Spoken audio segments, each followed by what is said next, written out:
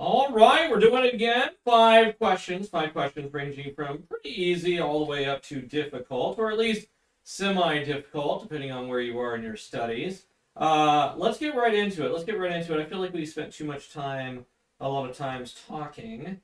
All right, question number one. A cybersecurity analyst is reviewing security logs and notices a high number of HTTP 500 errors from a web server. The server's CPU utilization has spiked to 100%. And response times have drastically increased. Which of the following should the analyst investigate first as a possible cause? What do you think? What do you think on this one? Not overly difficult. I feel like you guys got this one. Process of elimination. Remember, we have a little bit longer than about a minute per question. Usually on Network Plus, Security Plus, I'm constantly harping we need to do it within 45 seconds, minute tops. CYSA, you have a little bit more time. Just because I don't think the performance-based questions are overly difficult. I would anticipate spending about 5 to 10 minutes per PBQ. So if you've got three, anticipate 30 minutes is what I would anticipate across the board. If you spend about a minute on each question going through this, you'll be fine. You got plenty of time for that. All right. As always, if you need more time, go ahead and pause this video. Let's jump right into this one. A cybersecurity analyst is reviewing security logs and notices a high number of HTTP 500 errors from the web server. The server's CPU utilization has spiked 100% and response times have drastically increased. Which of the following should the analyst investigate first as a possible cause? What are HTTP 500 errors, you may be asking? Well, they're errors that the server picks up, but they don't know why, right? They know that it's intended a condition, it's encountered an unexpected condition within it, usually preventing it from fulfilling a request. Usually the error occurs when the server can't process a request, right? And so it was originally meant to, but it can't do it. It doesn't know exactly why it can't process the request, which is usually an issue. It just knows that it can't, and that's a 500 error, right? All right, so let's hit these questions. Let's hit these answers. An SQLI attack causing the server to crash. There's no indication of the server crashing. If the server crashed, then we would have zero response from the server, not some response from the server. And so it doesn't really make sense that the SQL attack would cause the server to crash. And that second part's really the keyword in that line. DDoS targeting the web application. Well, I could see that. I could see where a DDoS attack would increase the CPU utilization up to 100%. It would also increase the response time drastically because it's getting all those targets in there. So definite maybe on the list of possible answers. C, misconfigured load balancer routing traffic incorrectly. I could see a load balancer routing traffic incorrectly and causing maybe all of the traffic to go to a single server, and that would cause it to spike to 100%, and it would cause it to have response time increase. So again, another possible answer. D, privilege escalation attack on the server's backend services. Nothing on there that indicates privilege escalation. Nothing on there. So we have two probable causes, right? We have two items, misconfigured load balancer and a DDoS attack. Well, in this case, more often than not, it's going to be a DDoS attack. Usually, there would be other indicators for a load balancer failing out or a load balancer being misconfigured. Usually, we would see something a little bit more indicative of that, where the question might say, hey, this server's got this, but this other server, which is on the same load balancer, has minimal traffic. That would be a candidate indicator, right? So B is going to be our right answer on that one. DDoS attack targeting web application. I don't feel like that was too difficult. Question number 2. A security analyst is responding to an incident involving an insider threat. The attacker used valid credentials to access sensitive financial data. Which of the following should the analyst implement first to prevent future incidents of this nature? I'll give you a second on this one. Yeah, and this is typical of CYSA, by the way. They like to ask you a lot of questions like in this matter, where they're not asking you directly, they're asking you indirectly. So they give you a scenario, and then they give you possible things that you should be doing to defend against it or to deal with it. So very much something that's indicative of CYSA.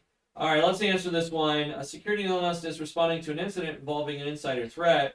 The attacker used valid credentials to access sensitive financial data. Which of the following should the analyst implement first to prevent future incidents of this nature? Configure logging and alerting for suspicious login behavior. That would not prevent it. That would be a detective control, not a preventive control. And so A, we can throw that one out the window right off the bat. Logging doesn't do anything. It does not going to prevent anything. And remember, we want to answer the question. And in this case, it says, which of the following should the analyst implement first to prevent? All right, implement data loss prevention policies to restrict access to financial data. I like DLP. I always like DLP, but DLP is never the first best answer. It's always the second best answer. And so I'm going to keep it on the back burner, but let's see if we have something a little bit better than DLP. C, enforce least privilege and regularly review user access. Least privilege would stop somebody from having access into the system that didn't need access to the system. And it would stop them from being able to access that prevalent information if they weren't supposed to have it, right? And so definitely something that I like. Is it better than B? Maybe. Let's get back to that in a minute. Let's do D, deploy a honeypot to track internal movements. We don't normally utilize honeypots to track internal movements. We use a honeypot for research and development. We utilize it to see tactics, techniques, and procedures off a malicious actor. In this case, the attacker had credentials. So even though it was a malicious insider, we normally don't use honeypots for that. And so it's going to be between B and C. Implement data loss prevention policies to restrict access to financial data, or enforce least privilege and regular review user access. It's funny how they worded this, right? So implement data loss prevention policies to restrict access to financial data, which we're going to restrict financial data through least privilege, right? And so if we read this question, a security analyst is responding to an incident involving an insider threat, right? The attacker used valid credentials. We know that they used valid credentials. That means they had permission to access that sensitive data. They had the authority, right? So which of the following should the analyst implement first? Well, if we look at B, implement data loss prevention policies to restrict access to financial data. How would we restrict that access? Well, we would use least privilege.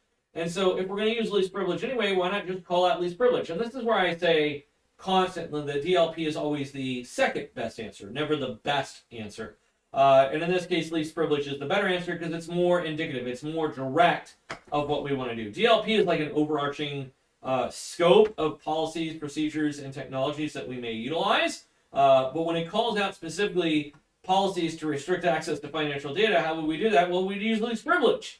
And so why not just say use least privilege? And so the answer is going to be C. I hope that makes sense. Question number 3. An organization's SIEM systems flags unusual behavior from privileged account. The account was used to log in at 2 a.m. from an external IP address and access critical systems without authorization. Okay, an analyst investigates further and discovers that the account credentials were stolen via a phishing attack. Which of the following advanced security measures would best protect against such incidents in the future? So we have a lot going on with this one. Okay, I'm gonna give you a second. I'm gonna give you a second to read through the answers, come up with your guess, and then we're gonna jump right into this one. I'm trying not to spend so much time on these questions where we don't need to. All right, given that you have the ability to pause these videos, which you should do. All right, let's knock this one out. An organization's SIEM system flags unusual behavior from privileged account. The account was used to log in at 2 a.m. from an external IP address and access critical systems without authorization. An analyst investigates further and discovers that the account credentials were stolen via a phishing attack. Which of the following advanced security measures will best protect against such incidents in the future? Deploy IP geofencing to restrict login attempts for two known locations. There's nothing on here that say where it was from. If it was like from Iraq or North Korea or China or something like that, then maybe we could do that. But there's nothing in here that states that. I mean, for all we know that the IP address was from the same city, it could have even been from the same town that we were in. And so that doesn't really make sense in this role. Enable role-based access controls to segment network access. So this is a privileged account, meaning that the privileged account usually, in my mind, usually a privileged account is a one-off. It's not a role-based account. And even if it was, this isn't going to do anything. It's not. They logged in from a privileged account. They had account access, and so enabling RBAC, role-based access control, is not going to do anything. It's not going to do anything at all. All right.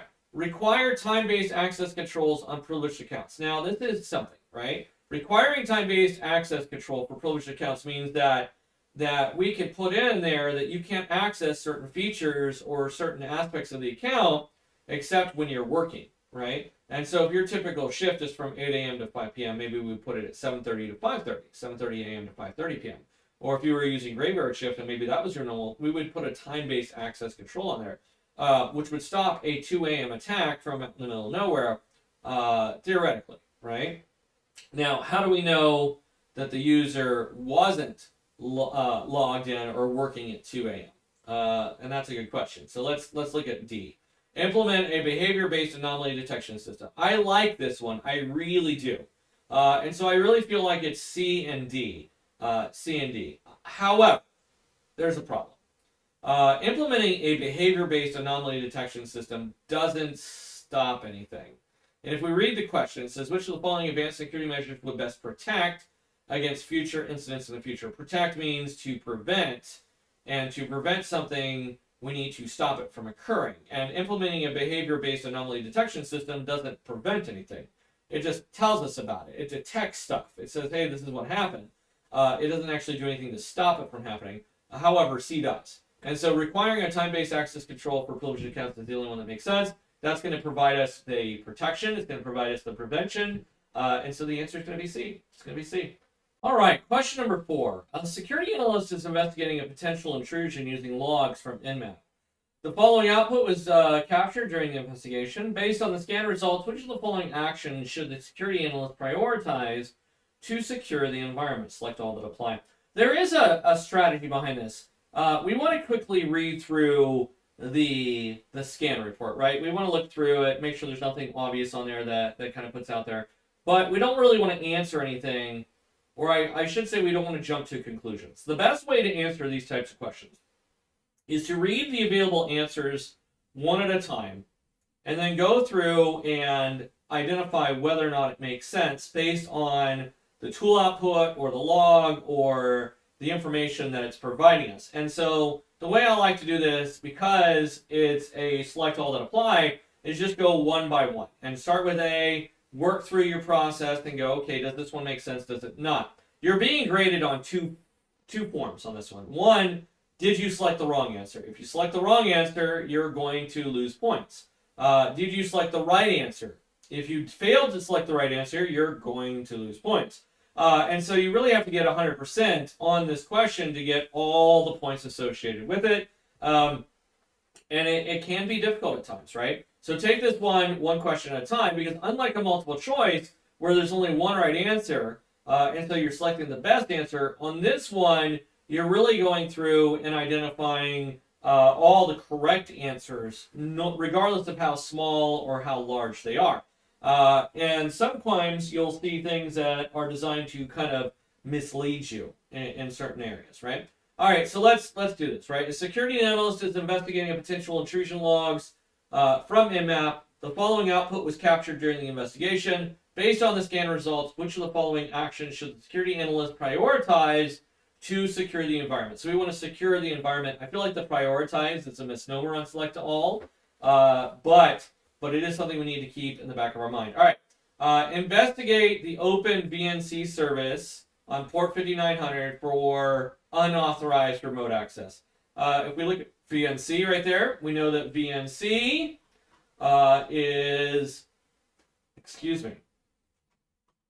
we know that VNC is virtual network computing. It allows for RDP, remote desktop access, and if it's left unopened without proper authentication, it could be a vector for attacks. And so, would I investigate VNC? Yes, I 100% would. I'm not a big fan of remote desktops. And in this case, I feel like VNC is an easy one. Let's get rid of that one. All right. B, disable SSH to prevent remote administrator access. Why would I want to prevent remote admin access? What if I want access to it to remote? Most web servers, most servers utilize SSH for remote access. And so with that case, why would disable it? Doesn't make any sense. C, close the open HTTP service on port 80 and force all the web traffic over to HTTPS. All right, so I get asked this all the time from students. How do I know when to close it and when to leave it alone? Well, it really depends on the question. And in this case, we see, based on the scan results, which of the following actions should the security analyst prioritize to secure the environment? We want to secure the web server. We want to secure the environment. And if we're going to secure the environment, then we need to close out port 80 because it is an insecure protocol. We can do all of our stuff on HTTPS, which makes a little bit more sense. So C would definitely be an answer that we would select. We're going to do C. Now, if it didn't say something about securing the environment, maybe it said investigation, or maybe it said firewall or something else, right? Then we would not go that direction. So it really is how the question is asked that matters, all right? All right, disable RDP on 3389 unless it's required for remote desktop access. 100%. I don't like RDP. I don't like remote desktop access. We already closed B and C. Let's close RDP as well. And so far we have A, C, and D. Disable FTP, port 21 services to prevent clear text file transfers. Definitely something I would want to utilize. Definitely something I want to utilize, but look at our logs. There is no FTP. It's not there. It's already closed. Why would I disable something that's already disabled? If we look at this, we know that this is a basic scan that tells us the different ports that are open.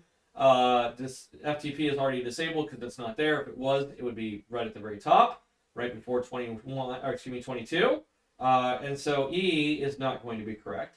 F, change port HTTP port 80 to port 1440 to mask the port. We're closing port 80 right off the bat. I can't think of a single reason why you would ever change the port number. I really don't. It doesn't do anything. It really doesn't. If I'm an attacker, changing the port number is like, I don't know, putting a screen door on your front porch and being like, look, I'm stopping intruders from coming into my house. It's a screen. If I want to get in, it's not going to take much. I can literally punch through a screen door, right? You can literally walk into a screen door and accidentally break it. So why does that secure you? So F is not going to be one. So our answers are going to be A, C, and D. And there you go, A, C, and D. Hope that made sense. All right, last question for the day. A security analyst is investigating potential compromise on a corporate web server. The analyst runs an Nmap scanner and views the recent web server access logs. Based on the outputs, which actions should the analyst prioritize to secure the server? So another select all. Based on these outputs, which actions should the analyst prioritize? And so we have two outputs here. We have Nmap giving us port 22 and port 80. So we have SSH and port 80. And then we have a web server log, it looks like, over here associated with it. So again, one at a time, take it and go through. And it says select all. So again, another select all question. Let's answer this one. If you need more time to go through it, go ahead and pause the video. We're going to go in and dive through this because there's a lot to unwrap on this question. All right, based on these outputs, which actions should the analyst prioritize? Select all. All right, block external IP address 203.0.113.45 on the firewall to prevent further malicious activity. All right, we need to identify where 203.0.113.45 is located. If we're looking at our web server, we see it's on lines 2 and 3. We can see here that it is trying to get access into our password. This leads me to believe that it's doing a directory transversal attack. And so, yeah, I would block this IP address on the firewall, 100%. And the reason I know that is because of this, right? It's trying to gain access into that password file right there. That's not a good thing. And then it's trying to gain access into the admin associated with it. So something I would 100% block. All right, so A, blocking A. Investigate potential privilege escalation on port 22. due to unauthorized access. All right, let's look. Do we have anything on port 22? We have port 22 is open. And then we see get, right, index.php, that's normal traffic. And we see it get, okay. I don't see anything that suggests anything to do with privilege escalation. I don't see anything at all. I see nothing for SSH traffic on here. Nothing at all. And so B, not going to be the correct answer. Investigate the web server for directory traversal vulnerabilities. Well, we already identified, based off of A right here, that we have directory traversal, based on this right here. And so, yeah, I would want to investigate it. I 100% would. All right, so that's A and C so far. D, disable HTTP on port 80 and force HTTPS for secure communication. If the last question was of any consult, we would want to do that. We would move, or we would disable HTTP and port 80 and force HTTPS. We would open port 443, we would operate HTTPS, and we would close down port 80, 100%. All right, so A, C, and D. Review login attempts for unauthorized access via SSH. Again, we're not seeing anything for SSH on our logs. There's nothing here indicative. Why are we going down rabbit holes? I wouldn't do that. All right. F, monitor internal traffic from 192.168.1.250 for unusual activity. All right, so we're looking for 250. We have it right here. We see get index.php, 200 OK. Okay, and then we see get contact.html, 200 OK. None of these strike me as being malicious in nature, and so no, I wouldn't do that. There's no reason to. There's nothing that kind of points out that we should do that. G, implement a web application firewall to block malicious web requests. Based on what we're seeing here, I don't see anything that suggests I would need a web application firewall. I don't see anything that suggests that. There's no content over here, but let's reread the question. A security analyst is investigating potential compromise of a corporate server.